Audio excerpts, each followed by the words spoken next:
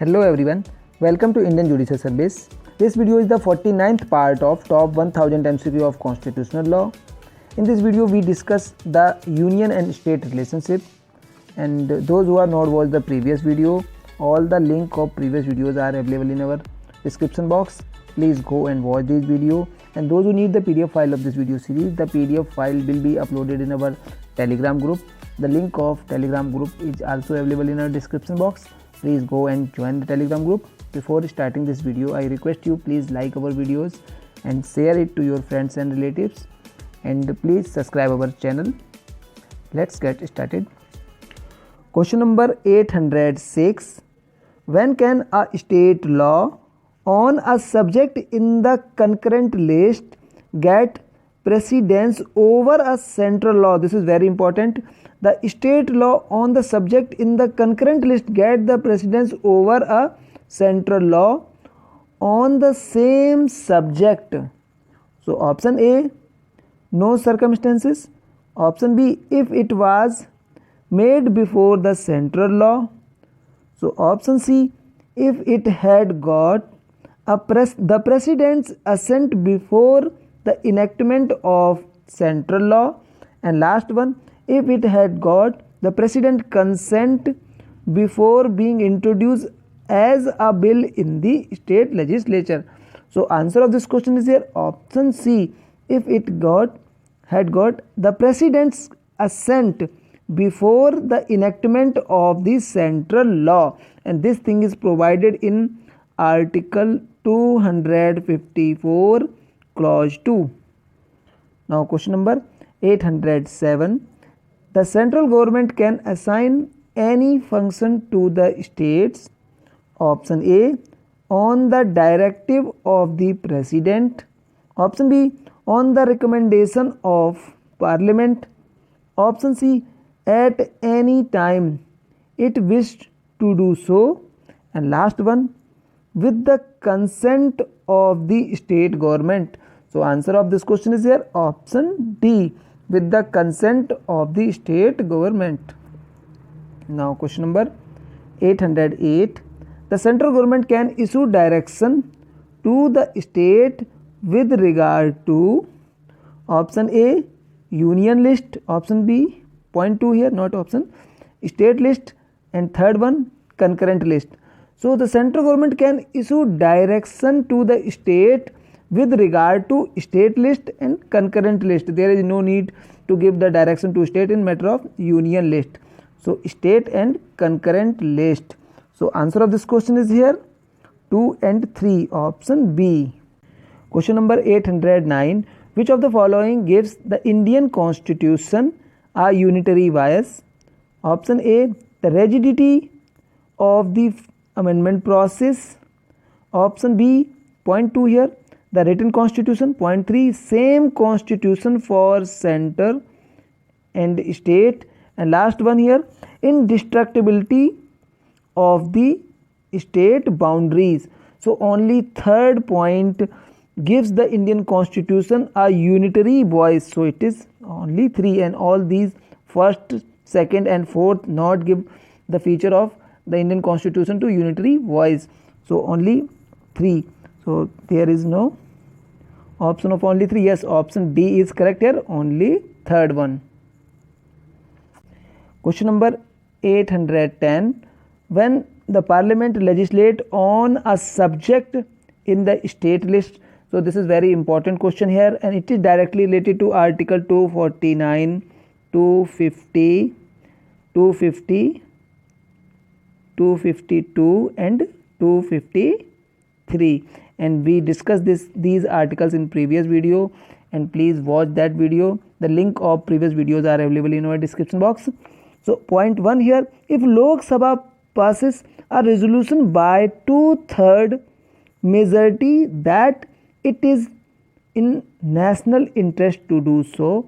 So this statement is absolutely wrong here, because there is no Lok Sabha and there is a council of state. So it is council of state, means Rajya Sabha, not Lok Sabha. The Rajya Sabha passes a resolution by 2/3 majority that it is in national interest to do so. So it is wrong. Now second one, when legislature of two or more state request the parliament to legislate on a subject of in the state list. Yeah, this statement is absolutely correct here, and this is related to article 252. So second one is correct. Now third one, under the proclamation of emergency. Yes, this statement is also correct. It is related to article 250. So second and third is correct here. So answer of this question is here option B. Now question number 811, both union and the state legislature can legislate on. So option A, criminal law and procedure. Option B, marriage contract and tort. Option C, economic and social planning. And last one, all of the above. So answer of this question is here option D, all of the above. Now question number 812, the India is the union of states. This means option A here, that the Indian Federation is not a result of an agreement between the state. Yes, answer of this question is here clearly option 1, because India is the union of state means the Indian Federation is not the result of an agreement between the state, but in the context of the America, the American Federation is the agreement between the union and state, and Indian states does not having a power to exert it to exclude from the union. They have no power to separate their states from the union. So clearly answer of this question option A. Question number 813, the most important feature of a federation is option A, separation of power. Yes, it is the feature of federation. Option B, division of power. It is a feature of federation.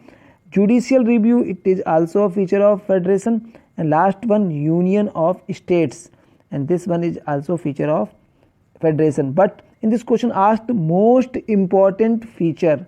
So most important feature of a federation is union of state. So answer is here option D. Now question number 814, the constitutional provision relevant for solving a question of repugnancy between the central law and the state law is found. So repugnancy means a contradiction between the central law and state law is found under article 254. So answer of this question is here option A. And at the time where the union law and the state law having the contradiction between the same subject matter of the concurrent list, in that time union law prevail the state law. So clearly answer of this question option A, 254. Now question number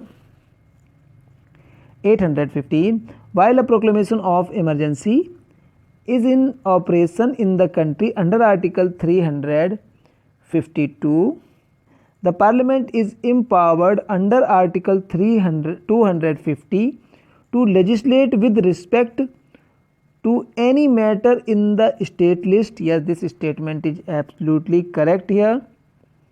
Now option B, the power of legislature to make a law.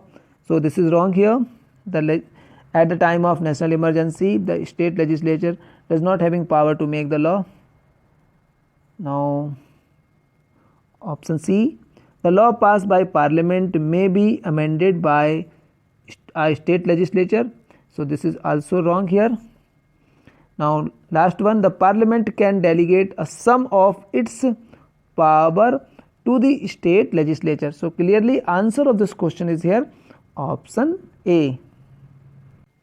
Question number 816, the executive power relating to concurrent subject remain with option A, the state. Option B, the center and the state. Option C, the constitution. Option D, the president. So executive power relating to concurrent subject remain with the center and the state. So answer of this question is here option B. Question number 817, the main reason which has contributed to the controversy regarding the true nature, this is very important, true nature of Indian Federation is option A, lack of clarity regarding the division of power between the center and the state. Option B, the allocation of too much of power to the state, it is absolutely wrong. Option C, creation of a strong center, yes, this statement is correct here. In Indian constitution, the center having more power than the state. And option D, all of the above. So clearly answer of this question is here option C. Now question number 818, which is not correct statement regarding the financial emergency. Option A, the president can ask state to follow a certain canon of financial property. Option B, the state may be asked to reserve the money bill for the consideration of the president. Option C, the president can suspend the normal allocation of revenue. Yes, all three statements are correct here. Now last one, the president can reduce the salary of civil servant. Yes, this statement is also correct. And not judge, yes, it is wrong here. At the time of financial emergency, the president can reduce the salary of judge also. So answer of this question is here option D, this statement is not correct. Now question number 819, the Indian constitution reserve the residuary powers to option A, union, option B, state, option C, the parliament, and option D, president. So residuary power vested in the parliament. So answer of this question is here option C, and this thing is clearly provided in article 248. Question number 820, under the federal system, option A, all powers are concentrated with the units of federation which pass on some power of common interest to the federal government. Option B, all powers are concentrated in the federal government. Option C, power are divided between the central and provincial governments. Option C, the power are bifurcated between the central and units on the basis of periodic referendum. So answer of this question is here option C, means under the federal system, the power are divided between the central and provincial government, means state government. So clearly option C is correct. Now time for the question of the day. The question of the day is, which house of parliament is also called the House of Elders? Again I repeat the question, which house of parliament is also called the House of Elders? Please give the answer of this question in comment box.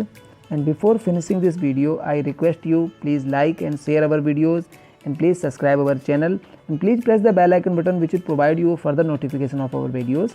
Thank you for watching Indian Judicial Service.